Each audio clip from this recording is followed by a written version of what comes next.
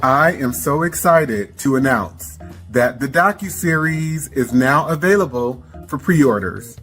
Go to DanteKing.com or to Diagnosing Whiteness and Anti-Blackness.com to check it out. Go and subscribe. Get your popcorn ready for December 7th. You can also join the launch party, which will be held live through Zoom. See you there.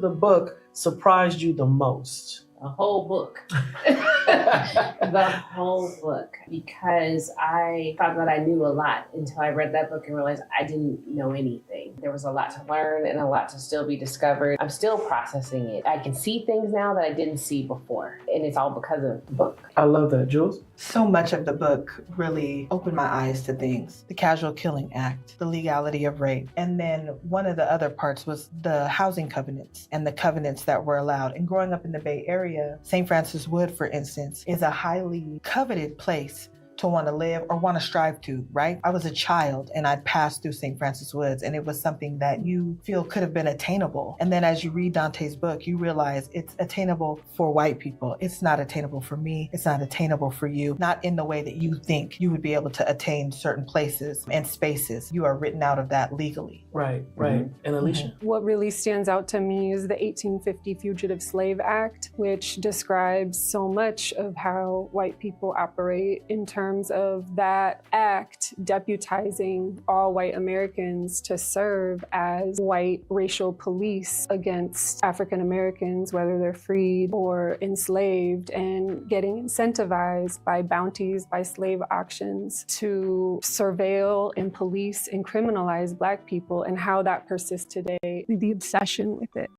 We're free. We're not on plantations. We're not indentured servants. Well, that's We're unfortunate. not slaves. Yeah, I know. Yeah. That's such an unfortunate mindset. Again, it's rooted in low standards too, because your starting point, as it pertains to Black people and freedom, is one where people are bound, shackled in chains, being subjected to rape and pedophilia, and stuck on agricultural plantations. And so we don't necessarily consider, for example, the public health institution or, my job at Google or my job as an attorney at this law firm. We don't consider these corporation plantations where white people have benefited for centuries, and yet we still are subjects of servitude in a system that's based on feudalism. So therefore we have developed false impressions, I guess I would say, and low standards and low expectations around how we define and deal with freedom.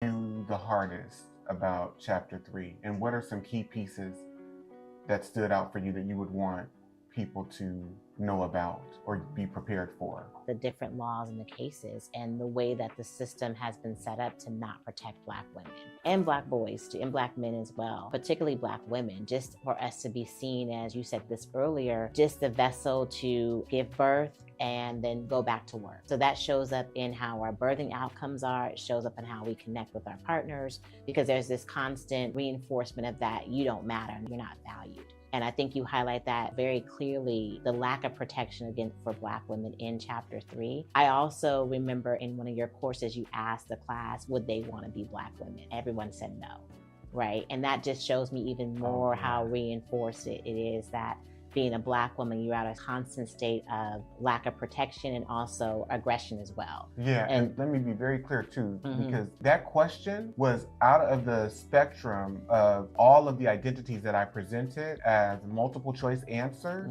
Who would you not want to be? Yeah. And 100% of the people said, I would not want to have been a Black woman. Right. I would not want to be right. a Black woman. Right. I am so excited to announce that the Docuseries is now available for pre-orders. Go to DanteKing.com or to Diagnosing Whiteness and Anti-Blackness.com to check it out. Go and subscribe. Get your popcorn ready for December 7th. You can also join the launch party, which will be held live through Zoom. See you there.